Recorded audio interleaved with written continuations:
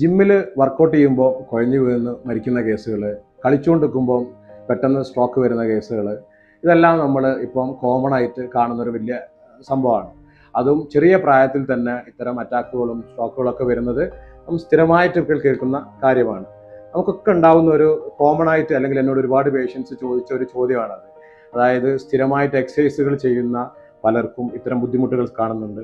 ഭക്ഷണത്തിൽ വളരെ ക്രമീകരിച്ച് ഭക്ഷണം കഴിക്കുന്ന ആളുകൾക്ക് ഇത്തരം ബുദ്ധിമുട്ടുകൾ വരുന്നുണ്ട്. അപ്പോൾ എന്താണ് ഇത്, ഇങ്ങനെയൊക്കെ ശ്രദ്ധിച്ചിട്ടും എനിക്ക് അറ്റാക്ക് അല്ലെങ്കിൽ സ്ട്രോക്കൊക്കെ വരുന്നതിൻ്റെ കാരണം എന്താണെന്നുള്ള ചോദ്യം പല ആളുകൾക്കും ഉണ്ടാകുന്നുണ്ട്. അതിന് ഞാൻ പറയുന്ന ഏറ്റവും വലിയ ഉദാഹരണം, ശരിയാണ്, എക്സസൈസുകളും ഭക്ഷണത്തിലുള്ള നിയന്ത്രണങ്ങളും എല്ലാം നമ്മുടെ ആരോഗ്യം കീപ്പ് ചെയ്യുന്നത് വലിയൊരു ഘടകം തന്നെയാണ്. ഇതിനെല്ലാം മുകളിലാണ് നമുക്ക് സമ്മർദ്ദങ്ങളില്ലാതെ നമ്മൾ ജീവിക്കുക എന്നുള്ളത്. ഒരാളെ രോഗിയാക്കുന്നതിൽ ഏറ്റവും വലിയ ഘടകം എന്ന് പറയുന്നത് അദ്ദേഹത്തിൻ്റെ സ്ട്രെസ് തന്നെയാണ്. നമ്മുടെ ശരീരത്തിൽ സ്ട്രെസ് എടുക്കുന്ന സമയത്ത് നമ്മുടെ ശരീരത്തിൽ ഒരുപാട് ഹോർമോണുകളിൽ വ്യത്യാസം ഉണ്ടാകും. ഇത്തരം വ്യത്യാസങ്ങളാണ് ഒരു ആളെ രോഗിയായി മാറ്റുന്നത്.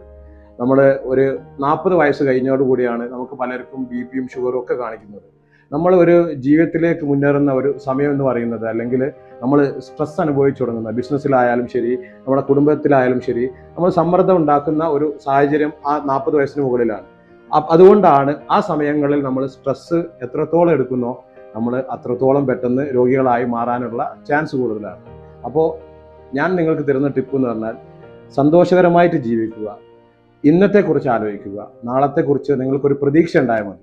ഇന്നത്തേക്ക് വേണ്ട, ഇന്ന് നിങ്ങൾ ഹാപ്പിയാണോ എന്നുള്ളത് മാത്രമായിരിക്കണം നിങ്ങൾ ജീവിതത്തിൽ ഏറ്റവും നല്ല ആരോഗ്യവാനായി നിൽക്കാൻ ഞാൻ തരുന്ന ടിപ്പ് എന്ന് പറയുന്നത്, സമ്മർദ്ദങ്ങളില്ലാതെ സ്ട്രെസ് ഇല്ലാതെ ജീവിക്കാൻ ശ്രമിക്കുക. നിങ്ങൾ ഒരു 80% നിങ്ങൾക്ക് പല രോഗങ്ങളും ലൈഫ് സ്റ്റൈൽ ഡിസീസുകളും വരാനുള്ള ചാൻസുകൾ കുറവാണ്.